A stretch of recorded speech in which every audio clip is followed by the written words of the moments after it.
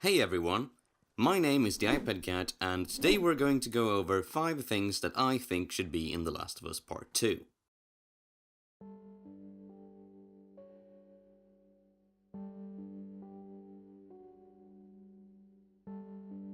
In some of my previous videos I talk about how great the gameplay in The Last of Us is.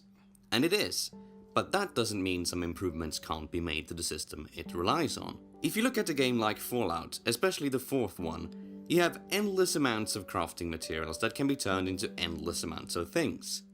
In The Last of Us you have alcohol, rags, bindings, blades, sugar and explosives, and that's it. Fallout 4 is of course a very different game from The Last of Us, but imagine having a little more freedom of what you craft. Imagine some sort of basic weapon modding.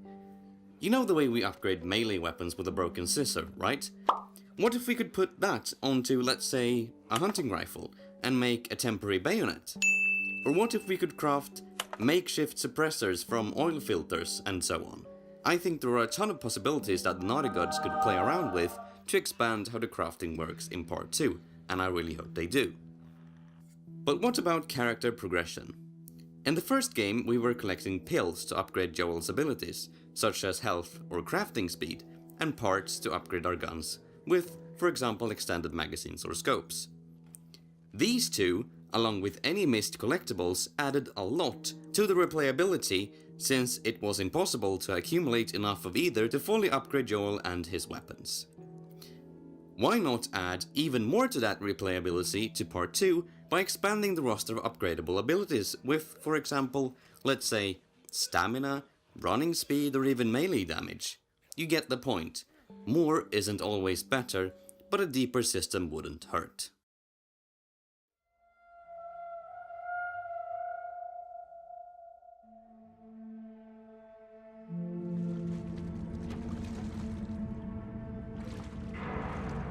Could be it.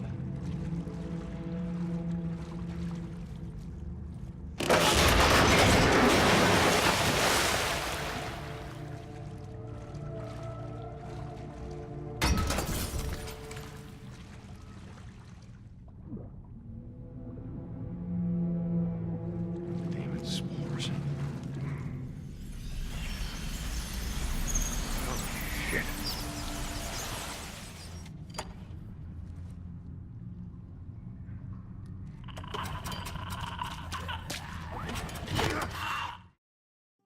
I have around 80 games in my PS4 library and an additional 40 in my Steam library, and I don't even know how many PS2 and 3 games I have.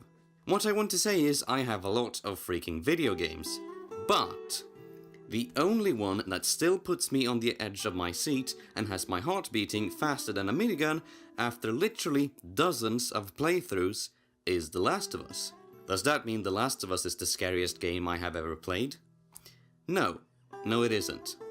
Though the difference between The Last of Us and many other games which incorporate horror elements is that most simply rely on basic jump scares, which indeed can be really scary, but only once. Leaning completely on the element of surprise allows for zero replayability. You can't do the exact same thing twice and expect the same reaction. What allows The Last of Us to do this and still frighten me even though I know exactly which type of enemies I'll face and where they spawn, for example in the basement of the Grand Hotel in Pittsburgh, and even though I know exactly where the keycard to get out of there is located, and even when I know exactly how to exit that whole thing in less than 2 minutes, is the atmosphere. Naughty Dog are extremely skilled in crafting convincing environments which make you feel like you are in genuine danger. With the trailers we've gotten for Part 2 so far, it seems that the violence will be just as brutal as in the first game, maybe even more so. So, this in combination with expertly written story and environments such as the basement could make for some truly terrifying moments.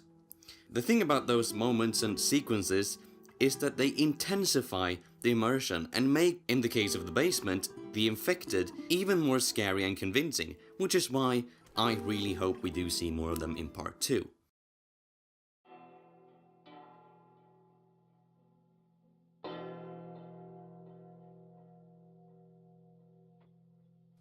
To the people who've been saying that The Last of Us should go open world. Stop. Seriously. The Last of Us, like Naughty Dog's other games, are linear and should stay linear. However, that doesn't mean that there can't exist some more semi-open environments. Uncharted: The Lost Legacy did this really well in my opinion, as well as Uncharted 4. The G parts in those games made me really feel as if I was really out in the open wilderness, while it still remained linear. The Deer Hunt and the main street of Lincoln, or Bill's Town as it's also known, in the first game, are also very good examples of these open environments. They weren't big enough to get lost or off track in, and not small enough for it to feel small and enclosed. One minor complaint I have with The Last of Us is that some parts of the game feel very gamey. And by that I mean when the level design makes the world feel more like a video game level than a real world. Of course, there are times when this is good and even necessary. But walking down a narrow street where every single crossroad and alley is blocked by the classic furniture pile or barbed wire fence really takes me out of the immersion sometimes. Of course, this can be explained away relatively easily through the story, but to me, that is the wrong way of doing it.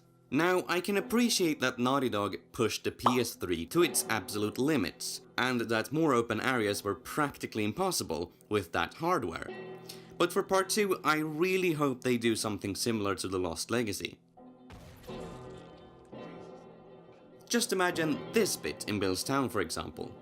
Instead of having to climb the roof here, why not open up the main street to the right and the alleyway blocked by this truck, to have different options to reach the place where Joel gets stuck in that rope trap?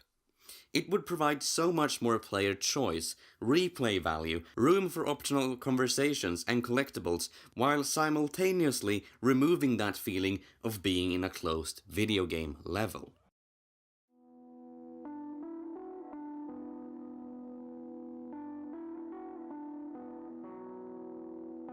Now, by this I don't mean a GTA 5 style system with multiple playable characters at any time.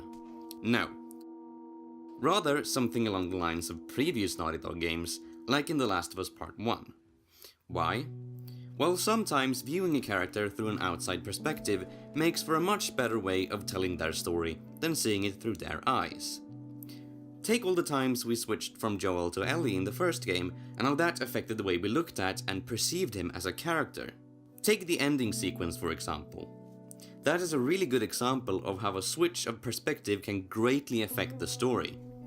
At first, that sequence was supposed to be seen through Joel's eyes. Ellie would walk beside him and ask questions of what transpired at the hospital, and Joel would avoid responding with more than a couple of words, which in turn made one developer realize, forced the player to internally justify what had happened, since playing as Joel naturally makes the player emphasize more with him. The switch to Ellie allowed for those actions to be viewed in another light, and in turn, at least in my opinion, made the ending way more interesting and nuanced. Another reason to have segments with different protagonists is the variety in gameplay it can provide.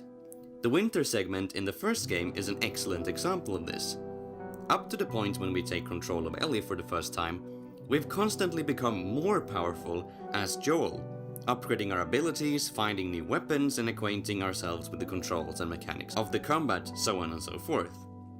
But then, we're suddenly put into the shoes of Ellie, stripped of all our fancy guns and abilities, and suddenly a lot more vulnerable in melee combat. This, alongside the player now having access to an infinite knife, incentivizes a completely different playstyle than the one which is presented for Joel, so to speak.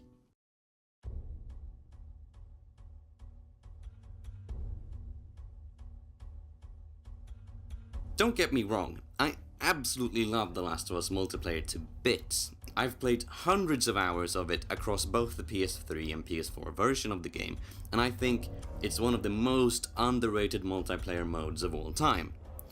But there is always room for improvement. What Naughty Dog did with Uncharted 4's multiplayer is proof of this. Now, I haven't played a lot of it personally, and I know that some fans have been very vocal about some of the decisions made by the developers.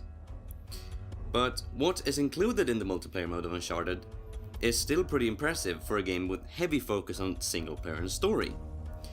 You've got offline matches against bots, lots of different modes, tons of different weapons and abilities, all free, unlike The Last of Us. And on top of this, we also got the survival mode update, also free, which added a co-op experience on top of the already big multiplayer. Of course, more and bigger isn't necessarily synonymous with better, but imagine a multiplayer in Part 2 with frequent updates with new maps, guns and abilities to keep things fresh. Imagine if we had a more advanced and fleshed out customization system to personalize our characters in. Imagine what they could do with the narrative aspect. In the first game we had a 12 weeks thing, where you had to do missions to keep the members of your faction of choice alive. The story, if you could call it that, was there, albeit in a minimalistic way. I had this discussion the other day with one of my friends about a potential co-op mode for The Last of Us multiplayer, where you could play as a soldier protecting a quarantine zone falling apart. Let's say the Fireflies staged a riot or something and started destroying or blowing things up as we see in the Boston quarantine zone in the beginning of Part 1. First you'd fight a few waves against rioters and Fireflies, and later infected drawn by the explosions and gunfire. This would also be a great way to sort of explain what happened to other cities. That's just my idea of what the co-op mode could potentially be like, but you get my point. The narrative possibilities are endless. Anyways, that's just what I think. What do you think? Do you agree with my points? Disagree?